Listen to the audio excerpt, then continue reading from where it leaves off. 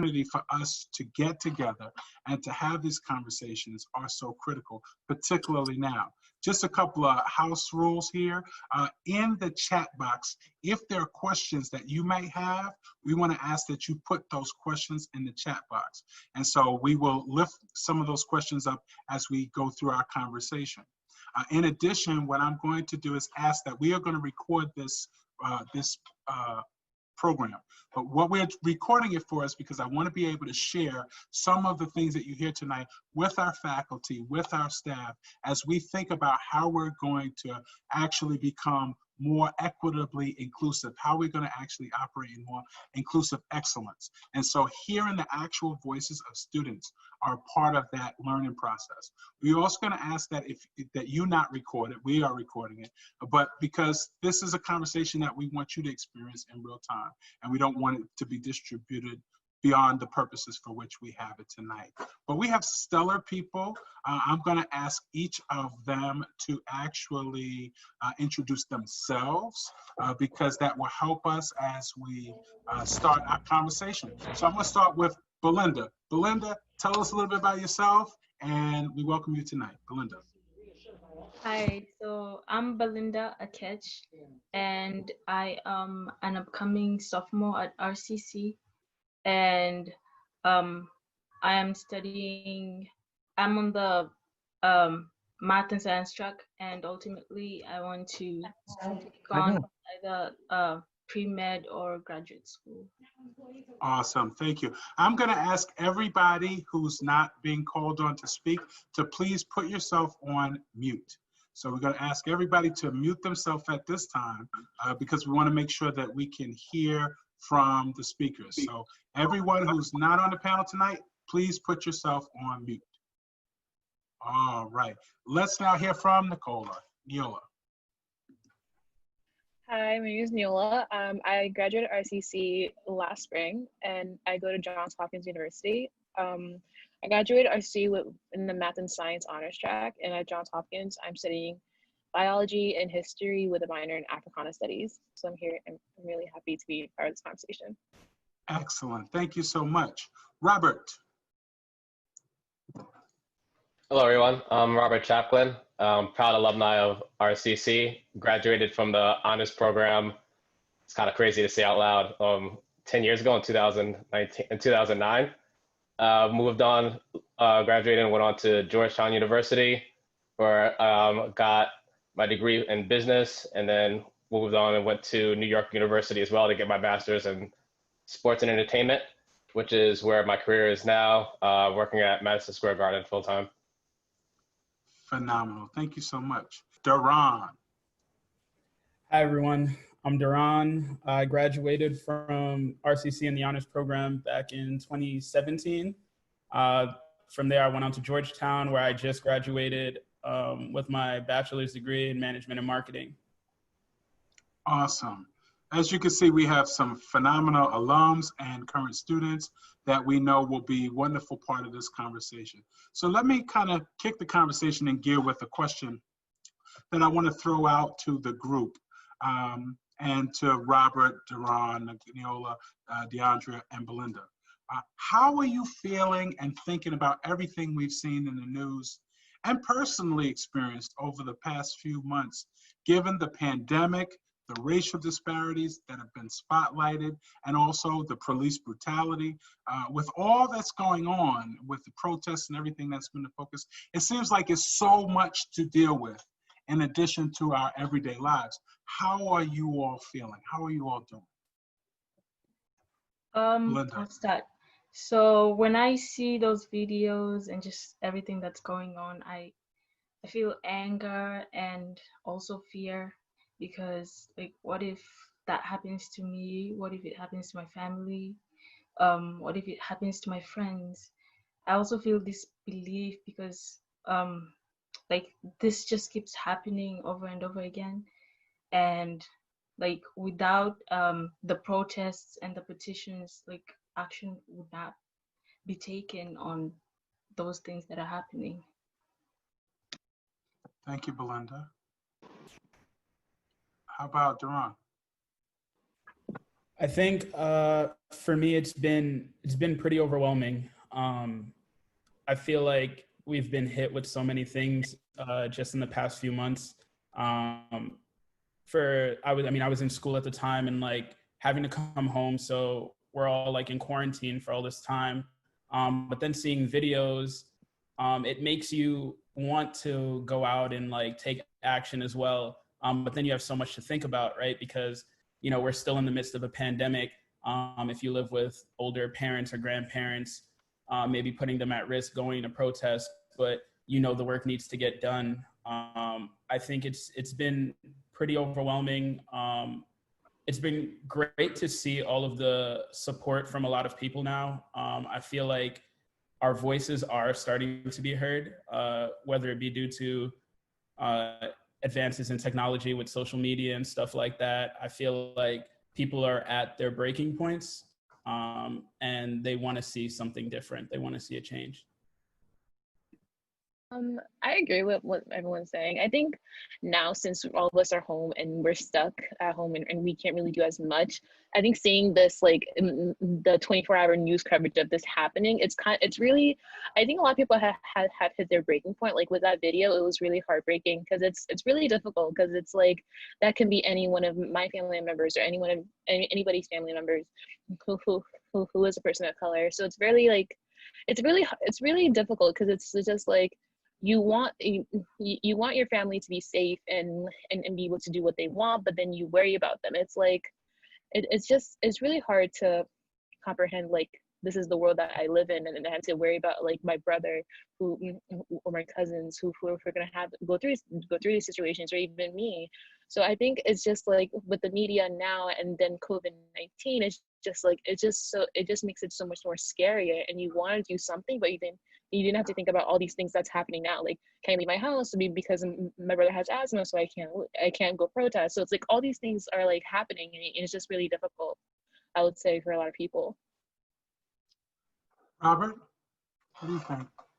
Yeah, I would echo a lot of the sentiments that we've heard thus far. It's just been a very draining time on all levels, emotionally, physically, spiritually, mentally. It's been a lot to take in.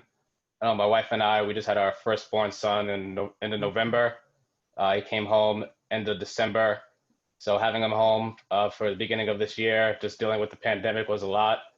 And then, just so everyone knows, that George Floyd was a distant cousin of mine. He was actually my sister's cousin.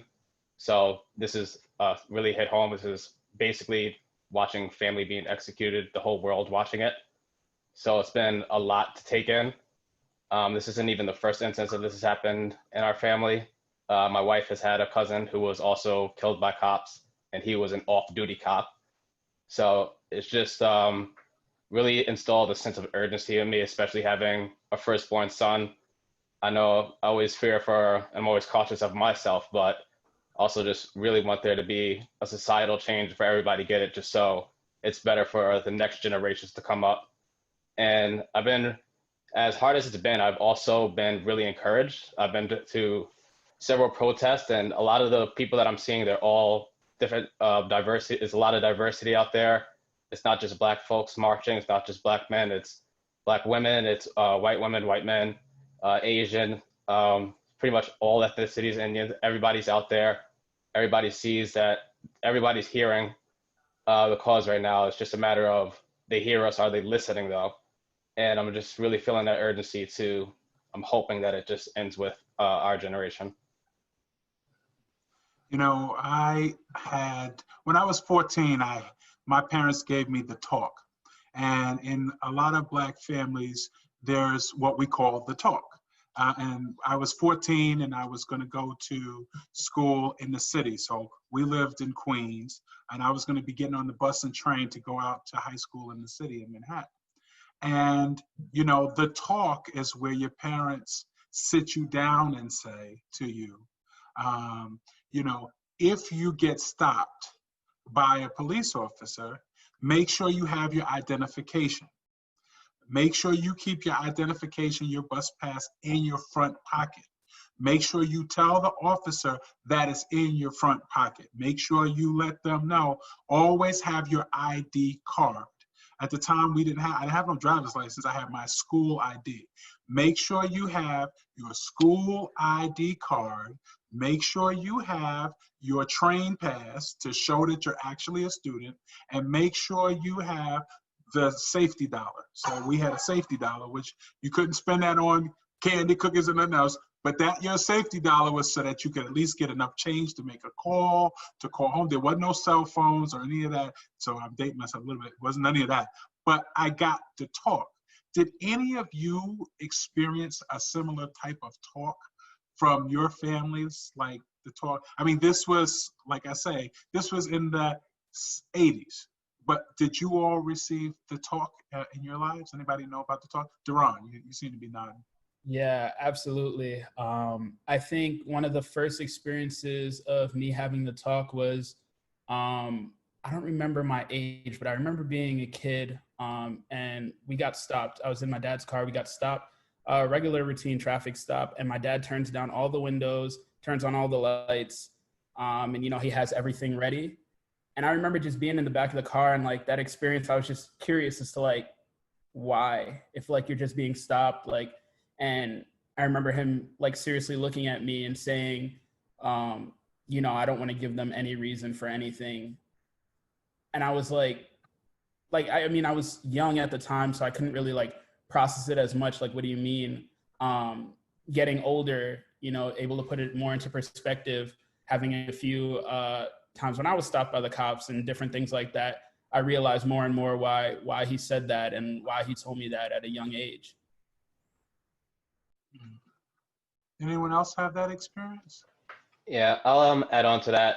I have an older brother and an older sister, so luckily a lot of the talks has been through experience. So there's a pretty large age gap in between the three of us, and we each have had pretty different upbringings just in terms of the communities that we were brought up. So just them having that experience coming from living in Yonkers and in the Bronx, whereas most of my life has been in Rockland, they've just really installed in me in terms of not everything's as green as it seems all the time, and that it can pretty much happen to anybody. You just have to be prepared for it.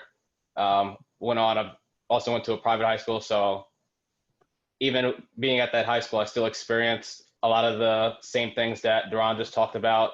A lot of times where I'd get pulled over, and instead of showing my ID, I just immediately just get asked to get out of the car. And as soon as they learn about what my background is or where I might go to while was I getting pulled over in the first place? So a lot of it has unfortunately been through experience, but something that not exactly looking forward to speak with my son one day, but I know it's going to be probably the most important lessons that I am going to teach him. Ladies, did you get a version of the talk? Because I can see from Duran and Roberts and my experience, there's sort of a male version of the talk. Did you all experience the female version of the talk or the same talk? No, I think with me, I think it would just be a little bit more cautious in a sense, where you have to be more cautious of everybody, and you'll be looked at a certain way. I went to a predominantly white high school, and so I was always surrounded by the idea. And my parents we're Caribbean, so we never didn't grow up in America, so they didn't really know. But I think staying here and being around my cousins, I've learned through it, and it's like I'm at the point in my life where I had to give my brother the talk, and he's 11, so it's like it's really difficult to explain to like a 10-year-old this is happening, and it's just so difficult because it's like it breaks your heart. Like, I'm not even a parent, but you have to tell your younger siblings that, oh, the police is supposed to protect you, but you have to do this and this. So I think it's just like, I didn't have this experience I've never been pulled over, thank God, but I think it's just like it's just a thing to be more cautious, and being that person who has to give that talk, I think that's like really heartbreaking also. Also, same with Neola. I didn't really grow up here. I grew up in Kenya, so the experience is a bit different. But since I came here, I just from experience and just from watching movies and stuff, I've learned that I have to be like cautious and just respectful whenever something like that happens, like whenever I get pulled over or something like that. One of our listeners asked a question about your thoughts about the current elections and also the current conversation and protests about defunding police, those movements. Would anybody like to speak to that? Anyone have an opinion about that? Yeah, I know my personal beliefs is in terms of, I guess, the election, I'm just hoping that people are taking it more serious with the times going on right now. I think that a lot of people are. I think that it's a shame that I think a lot of things are being brought to light, some stuff that I've always voted, but there's some stuff going on that I did not realize, such as voter suppression. I've always heard the term, but I never really realized how imminent it was and how much it played a role. And especially given the current times with coronavirus, I think there's going to be a lot of focus on that moving forward. But I think that the message still needs to be out there that we do need to vote on all levels, both for the general election and for our local officials. And in terms of just the defund the police policies, I will admit that I did think that the term of itself sounded a bit aggressive when I first heard it. I wasn't exactly sure what that could mean. Are they talking about just getting rid of police? Are they talking about just not needing them? But the more research that I did, it was kind of just a term for things that I've always already spoke up about, which is just investing in our own communities, getting rid of bad areas where it gives influence for crime, and just finding other ways of eliminating crime without needing people to do so. And I think that it's important that people understand that defund the police doesn't necessarily just mean cut them off completely, but it's more or less let's invest properly. There's been plenty of times where educations and academic institutions have lost a lot of money and nobody really complained. If you look at a lot of different counties, police make over 70% of the resources when it comes to economics, and a lot of that is spent on military type of weapons and stuff that they don't need, if apparently a lot of them can't even handle a gun. So I do think that some people may just hear the term and think that it's a bit aggressive, but if you look into it, it makes sense. It's kind of just going back to almost where we were before, how resources were scattered into the right places. There was more investment into academics and into the community itself. And there's just other ways to stop crime besides police. Others? Anybody else think about the concept of the sort of 8 can't wait, with this idea of defunding the police and trying to actually really explain what that defund the police really is? It's really not about not having any sort of police force, but it really is there are certain practices in policing that need to be addressed. Most specifically, they're talking about requiring de-escalation, talking about banning chokeholds and strangleholds, about there's a duty to intervene by others who are working on the police force, that there should be a ban against shooting moving vehicles, requiring the use of a force continuum. So that there are these 8 practices, many of which could be actually used today that could reduce the possibility of what is happening in terms of what's going on. What do you all think about sort of, have you heard about the 8 can't wait conversation? Yola. I haven't heard about the 8 can't wait conversation. I think that's a new topic to me. I'd love to learn more about it. But as defunding the police, I agree. When I first heard the term, I thought it was a little aggressive. It's like, that's a little much. And then I read into it, and I agree with Robert. What he said is like, I've been saying, like, putting money back into schools and programs that will actually help people of color. I think that's the most important thing, really going after the institutionalized racism in America. I think that's the biggest thing. And I think that the idea of defunding the police is just putting money back into the community to really help the community thrive and really try to stop this cycle of people going to jail and etc. I think that's what I've learned from defunding the police. I would love to have more conversations about it, because it's really a controversial topic in my household, because there's people who are completely against it and that don't understand it, and there's people that are so for it. So I think it's important to have that conversation, because I feel like a lot of people don't even know, like they hear deep from the police, they're like, no, that makes no sense, like why would you do that? We'll make sure, we got some folks helping us in the background. We'll make sure that we put a link in the chat about 8 Can't Wait, so you know the exact 8 Can't Wait and what we're talking about in that regard. What about this idea, this came up a few times in the questions from the community, Black Lives Matter, all lives matter. And so when some people are frustrated or disappointed about sort of the use of Black Lives Matter, and they respond with all lives matter, what do you say in that instance? Belinda. So I would say that yes, of course, all lives matter. But at the moment, Black lives are the ones that are being like they're just being hurt, that like they're not being taken care of. So all lives do matter, but like at the moment we have to stand up for the lives that are not, like they're not being seen as precious. Duran, what do you think? Yeah, I think the term all lives matter, in simple terms, it's a protest to my protest, right? So I'm fighting for something and you're coming against it. It's almost like, what do you mean, right? It's like when people say save the rainforest, right? It's not that they don't care about all the other forests in the world. It's just that that particular forest is in danger, right? So like our lives are in danger. So, you know, that's why the term Black Lives Matter came from. So saying all lives matter when all lives aren't being brutally taken for no reason, just seems kind of insensitive.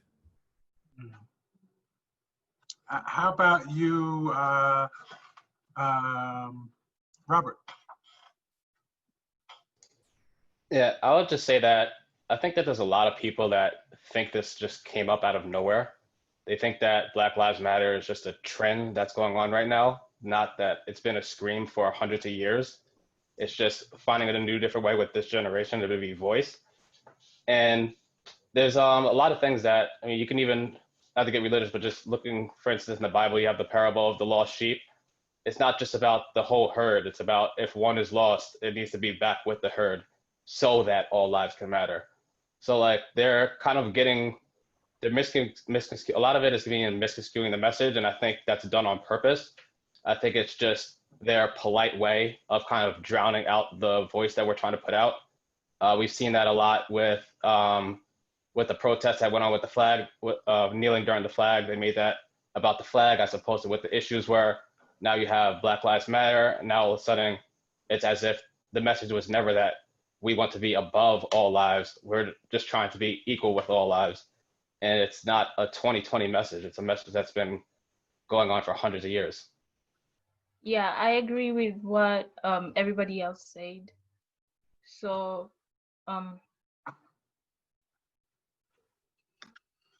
it's interesting because when we talk about sort of this conversation, I often try to tell people that where you sit is often where you stand.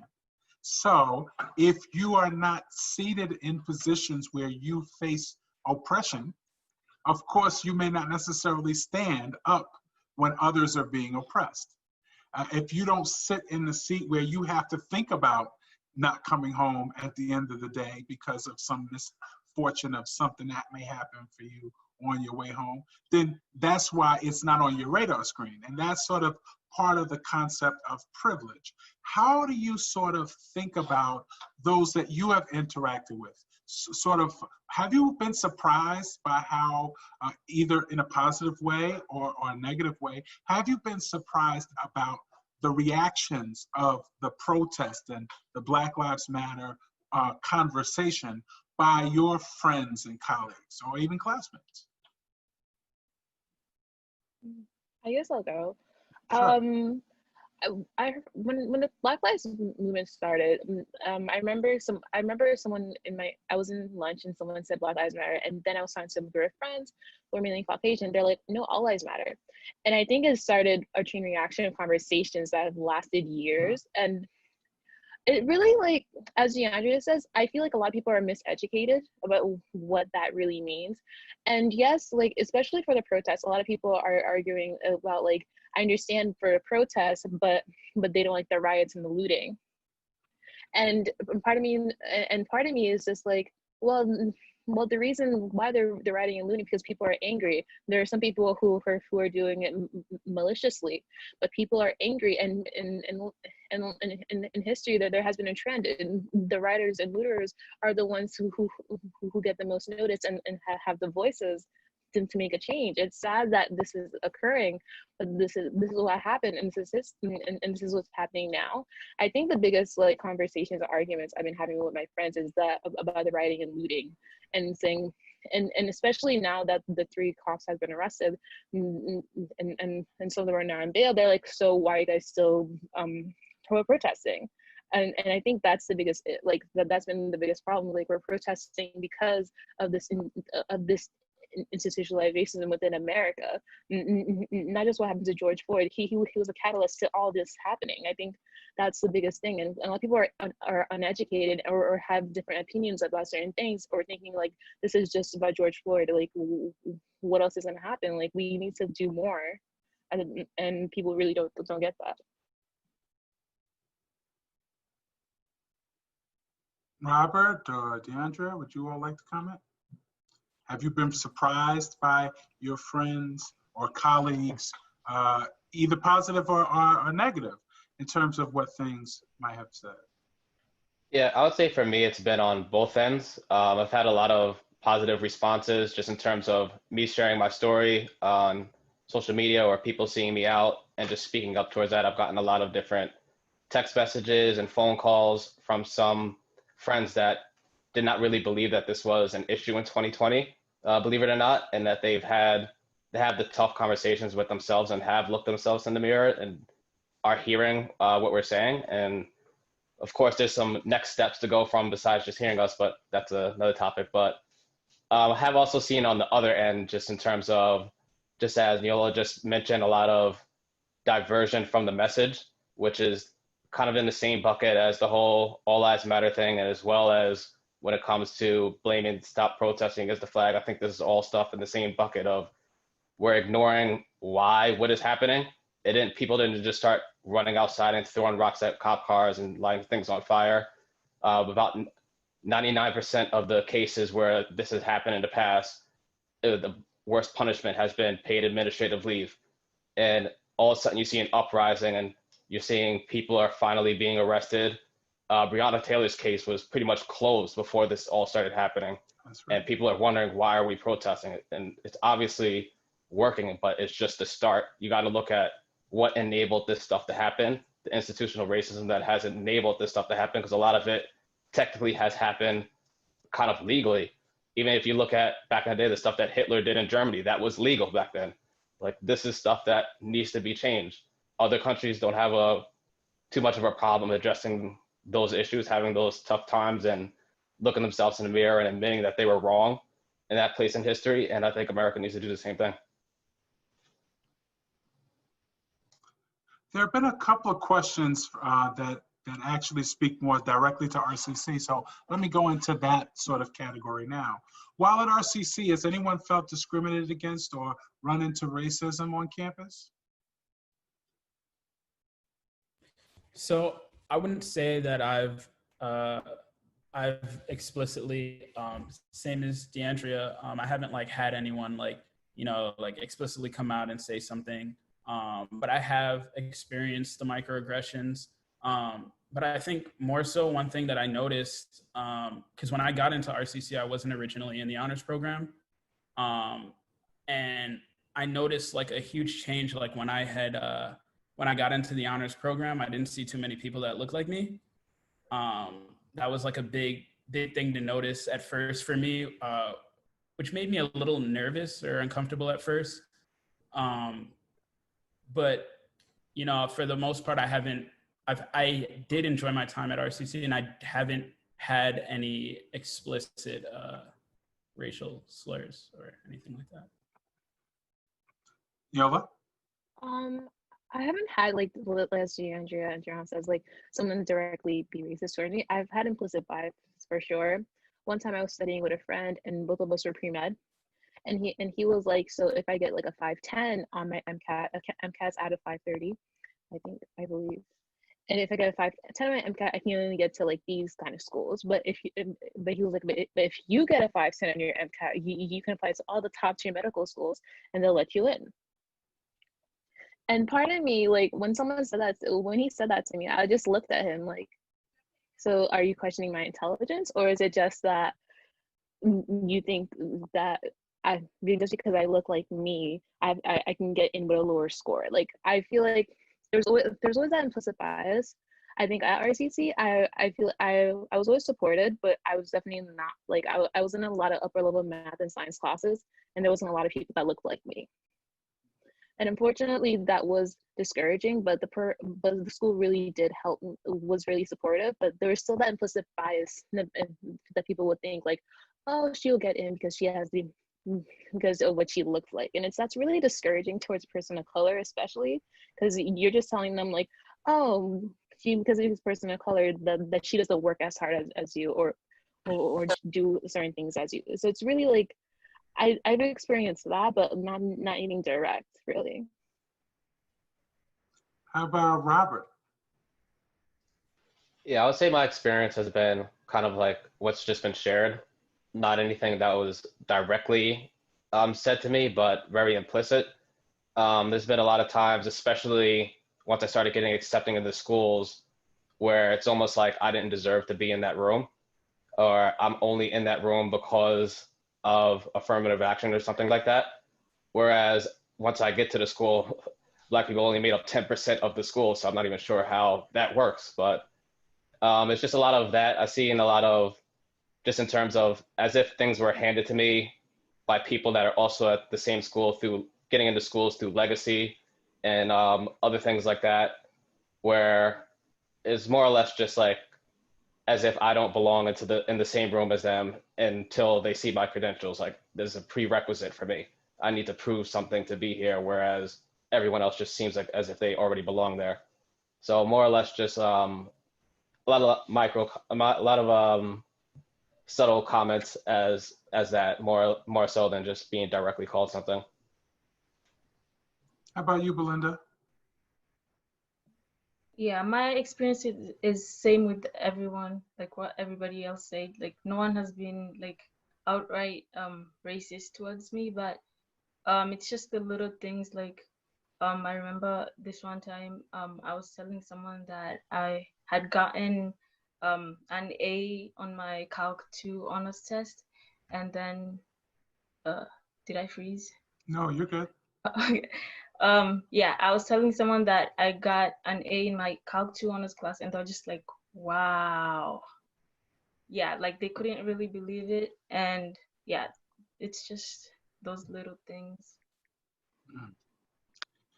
Interestingly enough, you know, part of the systems that need to change, quite frankly, are educational institutions in general, RCC not being excluded from that. What insight could you give us in terms of what we could do to become a better institution in terms of addressing some of the implicit bias that you've just talked about, whether it is expectations that people have of you, or opportunities to move into certain academic programs, or even the kinds of things that you might want to do on campus? What would you say to us to help us think about sort of what needs to change at RCC? I think what a big thing for me was, I think there needs to be more diversity within the STEM classes, because RCC is a very diverse school. But then if you go into higher level STEM, physics, calc, you don't really see a lot of people of color. even in econ, like those classes, you don't see that much people of color, and people usually regard those classes like, oh, this is where the smart people are. Like, it's just really like, I think there should be more diversity within STEM in those classes, because it's really disheartening to be the one person of color within one of those few classes. So I think that's what I think the RCC, like, I don't know how you would do that, but maybe more advertising or something to help bring more people into those spaces, for you to be not just be the minority in one group. I think it should be a mix to get rid of those implicit bias. Thank you. Belinda, yes. I would also say maybe we could have more diversity in the, like, with the professors. Like, I'm not saying like fire anyone, but yeah, I feel like it would be very inspiring to see someone that looks like me teach me stuff. Yeah. How many of you actually had a Black or Latino professor while you were at RCC? Yeah, I think I was actually going to add, I think I took like, I would say over 90 credits while I was at RCC, and I think I only had one Black professor, and that was actually during a summer class. Obviously, my time at RCC is almost ancient at this time, so a lot of that could have changed. But probably not, though, unfortunately. So just as kind of like Duran and Belinda were saying, just in terms of seeing people within the honors program who look like them as well. A lot of those classes I took were honors classes, some outside. But like I said, I think I only had one minority professor, and that was for a pre-calc during a summer course. Duran, did you have any professors of color? Yeah, I had one professor who was Black. That was honors microeconomics, I believe. But aside from that, I didn't have any other Black professors. I'm not sure if he's still teaching, but I think some things that RCC can do is more awareness. So a little background on me and like why I even came to Rockland in the first place. Academics weren't on the top of my mind at all. I was actually all focused on basketball. And I went to RCC to play basketball because the coaches had recruited me to go there, and I was playing there when my whole mindset changed. It was actually sitting in my finance class with Professor Repic, and he kind of, I don't think it was like on purpose or anything. He was just being himself, but he opened my mind to like a lot of things that I didn't know. I feel like growing up where I grew up, I didn't see anyone who was successful, who looked like me outside of sports or music.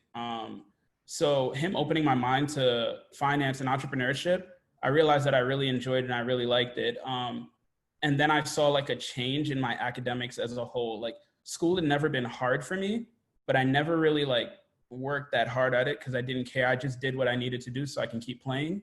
And I think getting to know like that there's more things out there, there's more opportunity, it sort of opened my mind a lot. And I saw a change in my grades, which caused another professor to recommend me to the honors program.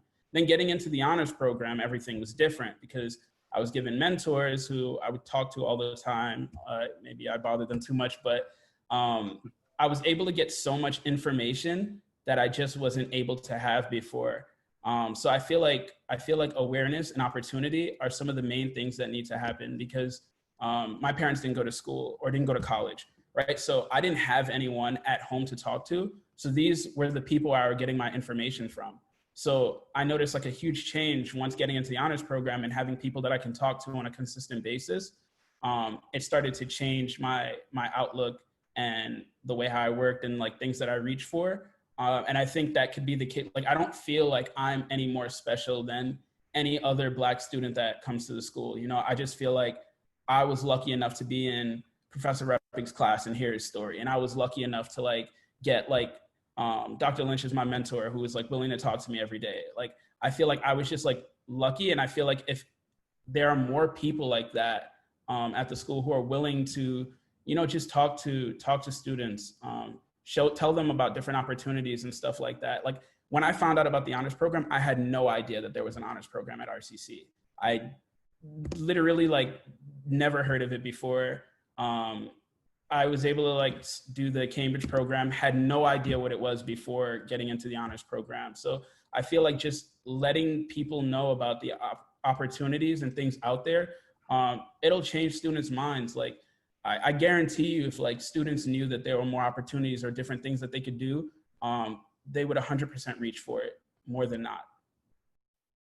DeAndrea, did you have any faculty of color, and does it matter?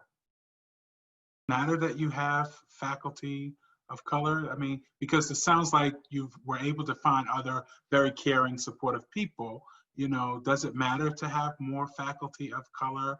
And if you had faculty members that weren't faculty of color, were there more than just that one person that sort of was the support structure for you, or did you generally find that sense of support?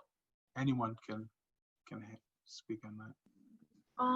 I think like my time at RCC, I had 0 faculty of color teach me, which is very surprising thinking about it. It would have been nice to have a faculty of color, especially I was a STEM student. So it would have been nice to have a chemistry teacher who was a woman or a person of color. I think that would have made me see, like, I think that diversity would have helped me see, like, oh, I can be that, like I can get a PhD in this science, and it made my dream look like I can actually do it, because seeing that example. I think for the non-faculty colors, I think as long as there's a support, I think every student at RCC needs support. And I think the reason why I thrive so much at RCC, because I got so much support from the people and from my professors that they always pushed me. I think a lot of students are missing that. And I think if you give them the resources and the support network, or even just that one person to help them, I think a lot of people can thrive with that experience. Robert, what do you think? As a alumni, honestly, I love RCC. I love my experience there. And I really have high expectations for RCC, as I know that there's a couple four-year universities in the county, but I really look at RCC as the real staple of education for higher learning. Given it's right in the name, it really represents our community and our county. And I think that there's a lot of different things that the school could do, either continue to do or could start doing. I think that there could be some more messaging in terms of like voter registration. A lot of people turn 18 while they're at RCC. I think there could be a lot more focus on voter registration and communications towards that. A lot of people get the information in terms of what's going on with the presidential races, but local officials is kind of, you only get that information through spam calls. So I think there could be a lot of tied in there. I think that RCC could really have like a speak up, stand up type of situation, where if any type of injustice or anything is seen on campus, let's not be bystanders, and let's make sure everybody knows that they're comfortable with speaking up and making sure that that's not okay on campus. I think there's, especially since with your background with working with the NAACP, I'm sure this is something that you would know better than I, but just some sort of like alliance or a coalition where that's really focused on this type of stuff. Not even just providing diversity on campus with the student base and honors program and with the staff, but also just initiatives towards the cause, whether that be rallies that are going on in Rockland County and voicing what those are, or bringing the NAACP to come in. If other schools can bring the Army to come in to speak to students, I don't think that there would be anything against bringing the NAACP to come in just to show what Black excellence looks like, let people know that it's not only Black folks that join the NAACP, and also what they're about. And I think that a lot of people, once you put this stuff, a lot of students, once you put this stuff in front of them, as many of the students just mentioned, they're more motivated than they even know themselves. A lot of that is just opportunity, timing, knowing what's available.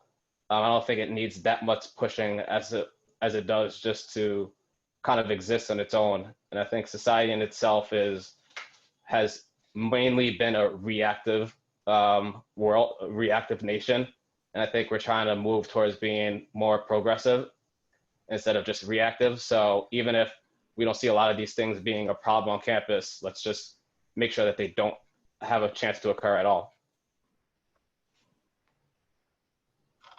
Excellent. One of our trustee, Grant Valentine, is part of the conversation. He asked a really good question. I want to bring that question to our conversation. He said about cognitive dissonance. How would RCC address faculty cognitive dissonance? How would we think about sort of addressing? Of course, cognitive dissonance refers to the situation involving conflicting attitudes. Sometimes people's behavior and what they actually, what they actually know, there's a disconnect. And so, have you experienced that, quite frankly? Have you experienced where, folks say one thing and do another? Or try to actually, as good Professor Joseph Perono often talked about, sort of this countertransference, like people are bringing, their personal scenario into your life and kind of not holding you to those higher standards because of their implicit bias, their sort of thoughts about what you could be, what you should be, that sort of thing. How would you respond to that?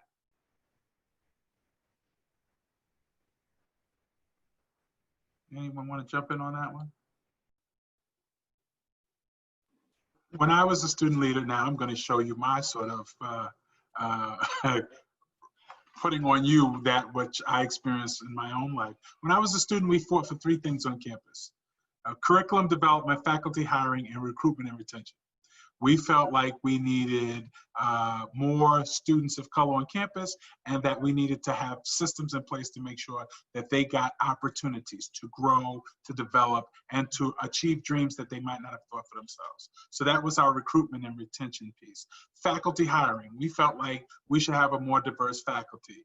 And curriculum development, we felt like we should be more included in the curriculum in terms of having a more wide range of thought that includes the story of people of color in the country.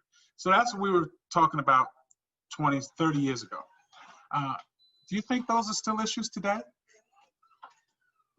I think for courses, I think RCC should definitely think about including like African American history, because I was trying to register for courses like last week, and there were only 2 courses that I could find that were relating to that.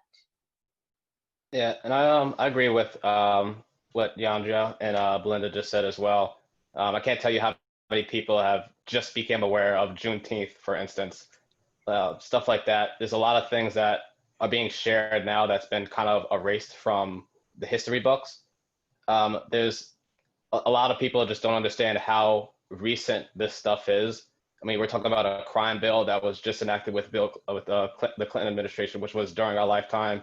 If you know people that are 60 years or older, they lived during when it was legal to have segregation. This stuff isn't just 400 years ago for slavery, and I think a lot of that is able to be suppressed because of the history books. Just kind of a lot of that is left out of that, and there's not a lot of focus on that.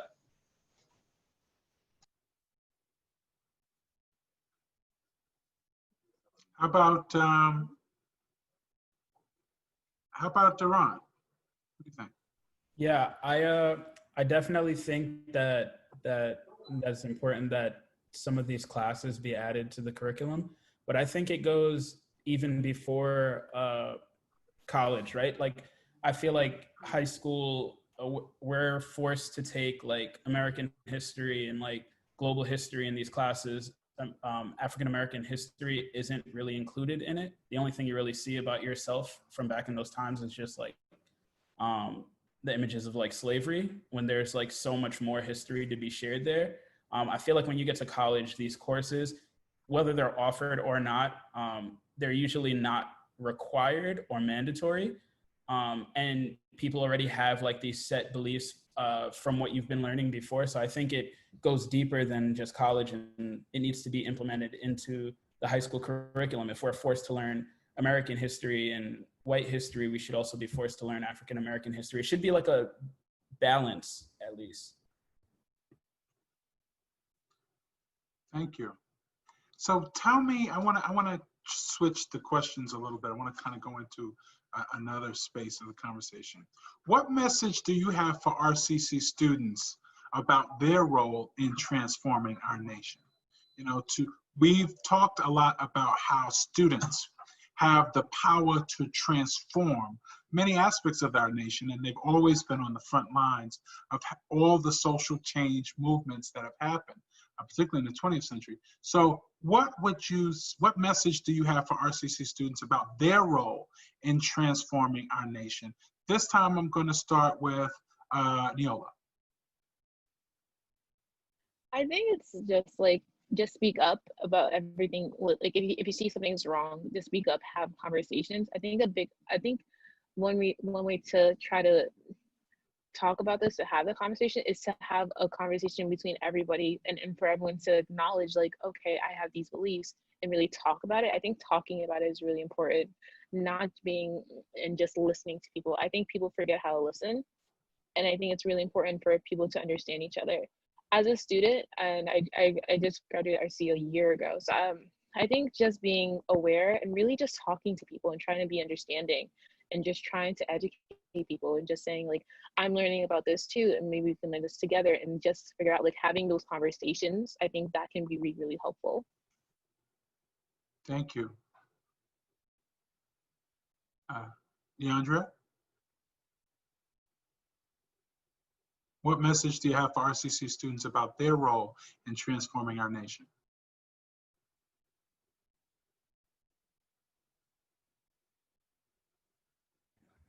I would say speak up. Your voice matters, right? You have the power to make a difference. I feel like it can be hard, or it can be easy to just, take certain things or take certain implicit biases and stuff that may come across your way. But if you feel weird about it, you should say something about it. Your voice matters, and you have the power to do something about it. And, students have a lot more power than we think we do.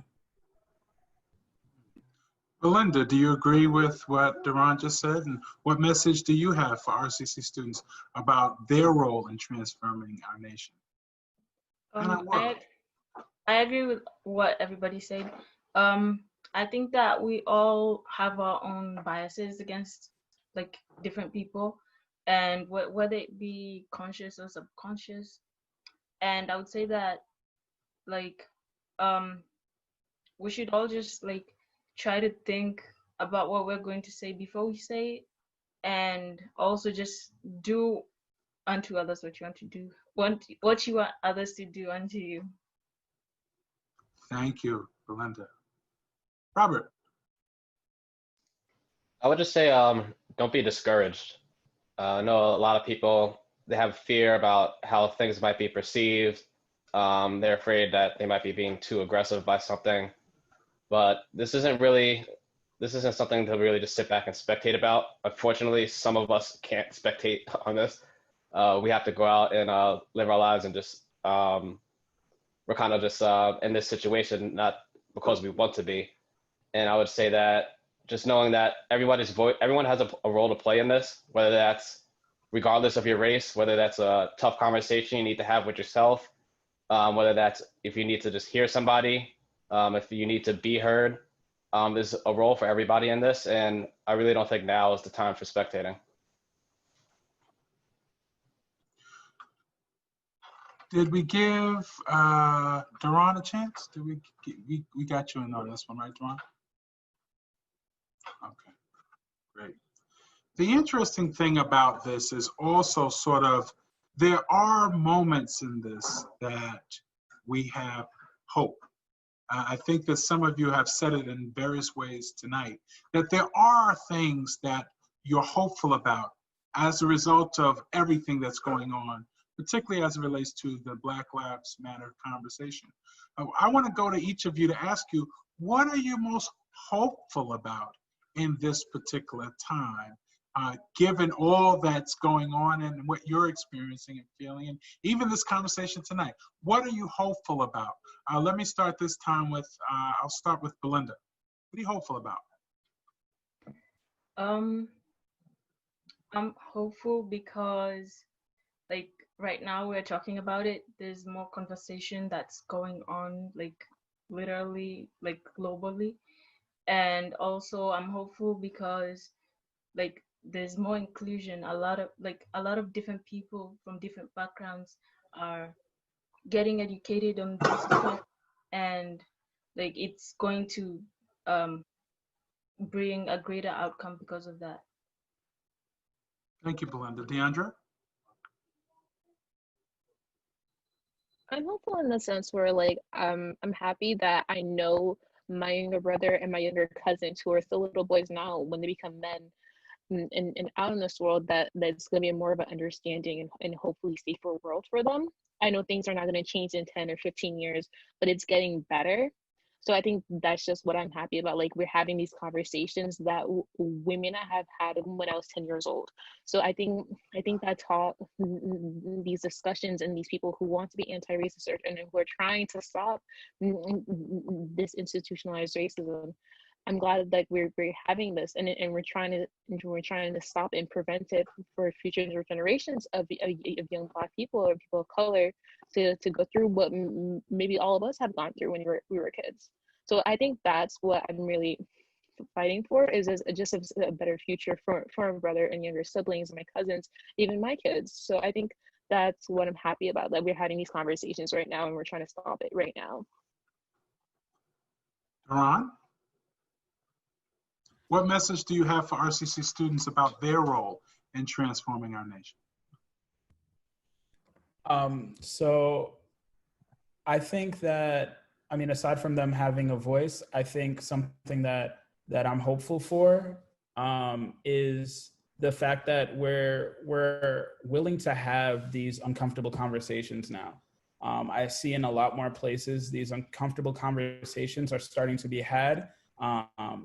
I was very proud to be an alum of the honors program and RCC, to see that conversations like these are something that is starting to happen, you know, like not just schools, but at big companies as well.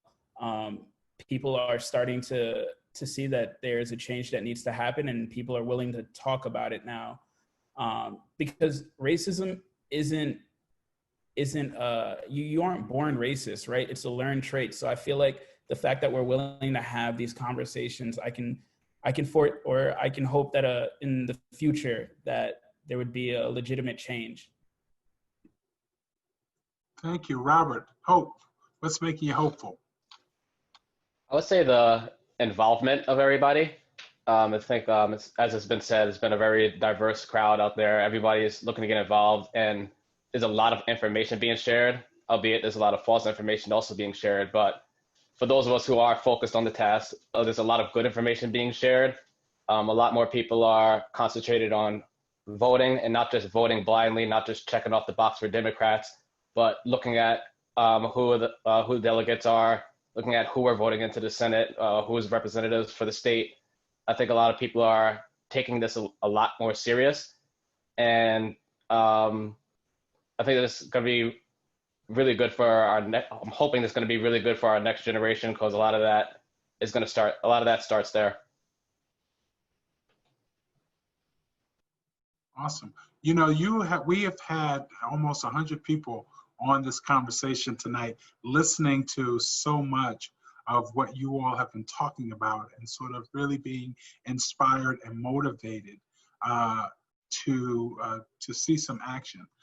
If there was one thing that you could, if you have the opportunity to make an executive order in this country right now, you are sitting in the seat of power, you're sitting in the seat of authority, you are the decision maker.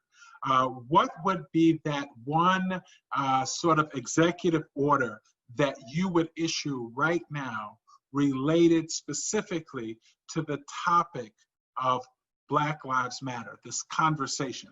What is the executive order that you, if you have that, you're sitting in the seat of authority, you have the power, you have the authority, what is that sort of executive order that you're going to issue around this issue? Duran.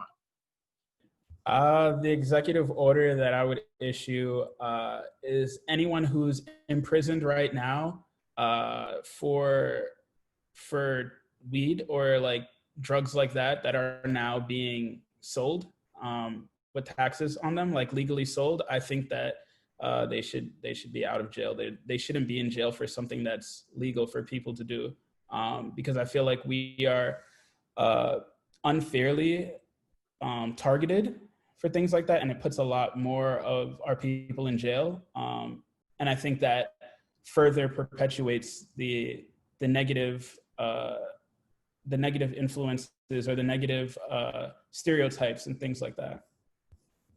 Yola, what's your executive order? I would say I would try to invest more in Black communities. I would try starting from youth and really have give as much resources to Black communities as I would to a rich white suburb community, and really see how in 20 and 30 years how those children and those graduates in that community strive and would strive and thrive to really be better. I think that wouldn't be my executive order, like thinking back in my mind. Thank you. Belinda, your executive order. I would also invest in Black communities, especially focusing on education, because I think education gives somebody power. And if you don't have education, you're left vulnerable. And specifically in Black communities, schools are not in the best states compared to other places. So that leaves them very vulnerable to like exploitation and different things like that. So I think like focusing on education. Yeah. Thank you. Robert, your executive order. I agree with a lot of what's been said. I don't believe that your future should rely on your zip code. But just to give a little bit of a different answer, since I believe everyone did a great job allocating in terms of what they would do to boost up the communities. I think there needs to be a hard look at just in terms of our policing system and our jail system. I think it was set up a long time ago, and it's remained that way, where the goal, if you think about it, we have cops have quotas. If they don't reach that quota, then they're almost fired or in trouble. They don't get a promotion for the community being safer.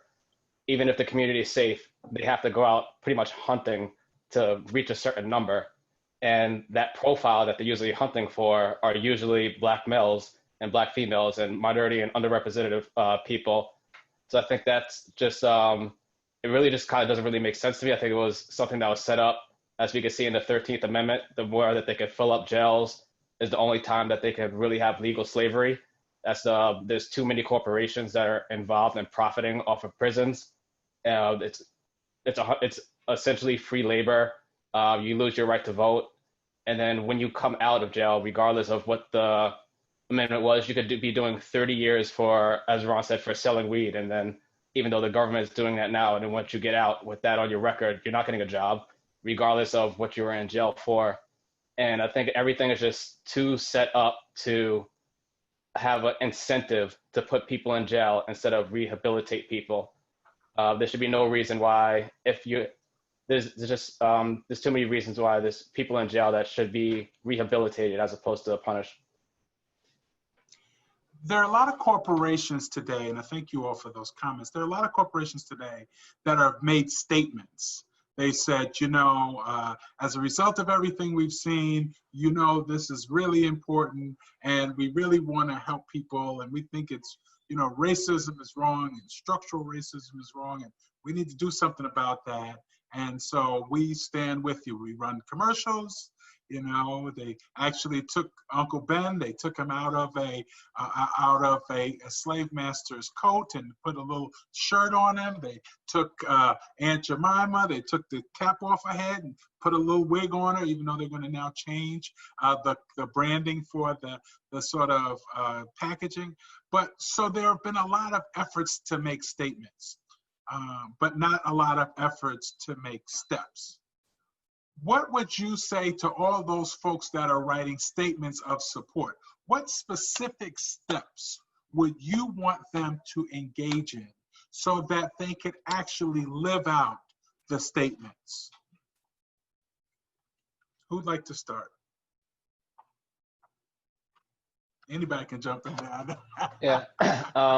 Go ahead, I Rob. think aside from the obvious, which is just like funding to put behind our communities to build them up and make sure people have legitimate opportunities.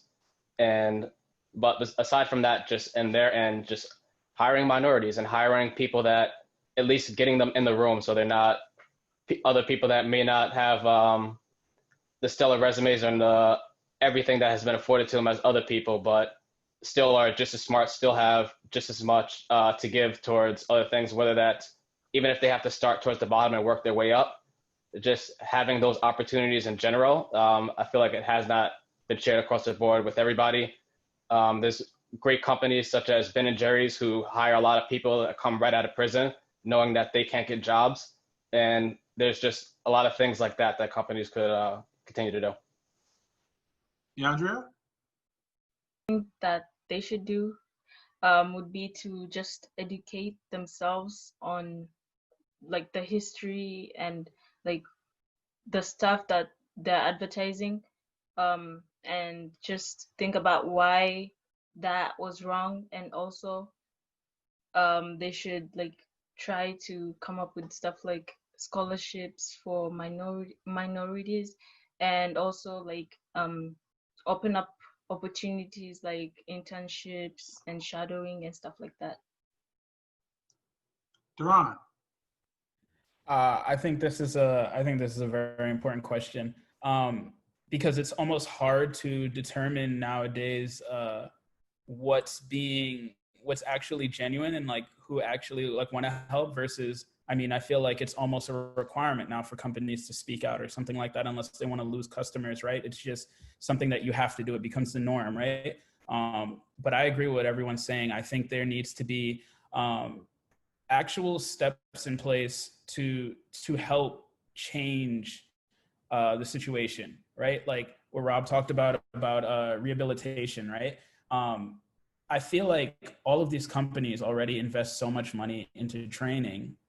Why not use that same training to train some people who could use it, because they could perform the same way, if not similar, if they had the same training. So I feel like making an actual effort to put money in certain places for people to be trained, to accept people after they may have came out of jail for minute crimes, and now their whole lives are ruined. Why not give them a chance if you interviewed them and find that they're not going to be a risk to your company? You know what I mean? Like you can train them, they're smart enough. So I think those are some of the steps that need to be taken. Yola? I agree with what everyone has been saying. I think it's training is a really important part, because I feel like everyone's seeing all these companies comment, and I think people are saying that they have to comment or they're going to lose the population of people, or it doesn't look good for their brand. So I believe that there should be more training and more programs investing in the Black and Brown communities, and as Duran and Robert have said, programs who giving opportunities to people that came out of jail for small crimes, where afterwards where they can't get any jobs. If you're trying to stop that cycle of oppression, people need more jobs. So maybe programs to giving people more jobs from jail, out of jail. I think that's really important, and just people, also more trainings and more diversity trainings within staff and higher up and admin would be really important. This has been such an important conversation, and I really appreciate everything that you all have said, because it is so helpful. I'm going to give you one last sort of assignment for the night.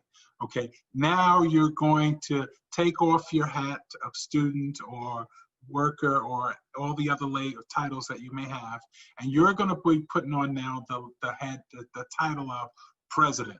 You are now, for the next 30 seconds, president of Rockland Community College. Congratulations.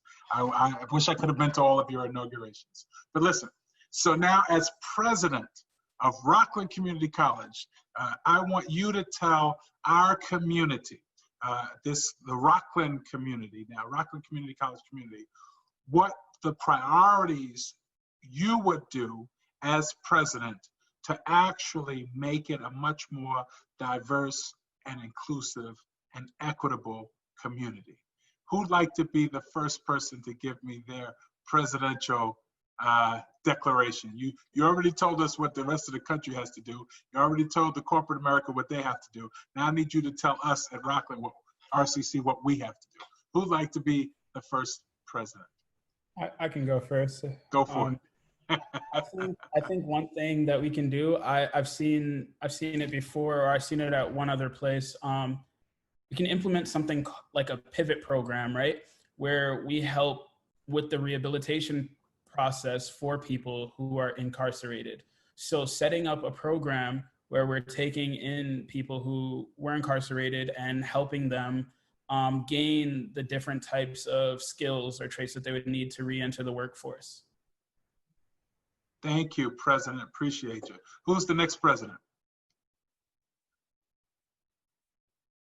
Belinda, would you like to be the next president? I would say just create more awareness in opportunities. Like when I went to RCC, I didn't know where the tutoring center was. I feel like I knew it was in the technology center, but like I didn't know exactly like where it was. And so I think just like letting the students know of different opportunities. I know Dr. Lynch sends emails, but I feel like just like as a whole, yeah. Thank you, President Belinda. Appreciate you. All right, President Neola. I would say making RC available to everybody, so making the tuition free, if that's possible. I think this will give everyone a chance to be able to have a quality education and have all the opportunities given to them, because RCC is affordable school, but to a lot of people, I've known a lot of friends who had to drop out after their first semester because they couldn't afford tuition. So I think giving some people the opportunity, no matter what their color, creed, or social standing, giving them a free education, and from there, and a free higher education, I think that would be my first thing as president, if it was possible. Thank you. President DeAndrea. Thank you, Madam President. Our last president, President Robert. I kind of alluded to this a little bit earlier, but I think that some sort of coalition or a task force that's really focused on building these initiatives, building these programs would really be helpful. And I don't think it needs to be something that's just limited to RCC. I think it's something that should be inclusive of the county. It should be inclusive of all high schools, all elementary schools, just knowing that we're starting from building a foundation that could kind of bubble up to RCC. And just with RCC being kind of like as like the umbrella over the whole thing. And I just think getting strong leaders involved from outside, such as the NAACP, and just educating staff so they could be helpful as well to those type of initiatives and programs would really be beneficial for the entire county, and not just limited to what's on campus, but would still in effect be improving the campus life. Well, I want to thank all of the future presidents, whether you're a future president of Rockland Community College or a future president of whatever industry or agency or institution. All of you are leaders already, and you have the ability to do great things because that's hardwired in you. You're survivors, overcomers, and you will ultimately continue to be beacon lights in so many dark places. Always stay committed to actually living the best life you can and helping others understand how their lives can get better if they just open their eyes, their minds, and their hearts. This has been an extraordinary night. I want to thank over 90 folks that stayed with us over the course of this hour and a half. We really appreciate you. We want to thank everyone from the Honor Society. We want to thank Dr. Lynch, who's doing a great job at helping to lead that wonderful effort at the Honor Society. And I want to thank all of you. This is not the last conversation. It is the beginning of what our campaign at our campus will be called Steps. It's really called Steps Beyond Statements. we have to take specific steps to move beyond statements. And so in the coming weeks and months, you will hear much more about the different specific steps that Rockland Community College will be taking beyond simple statements, because we really want to live as a campus that promotes inclusive excellence, that everyone has the opportunity to live the life that they deserve. Thank you so much for being on tonight. We appreciate everyone. Take good care and have a great night. Bye-bye now. Thank you, everyone.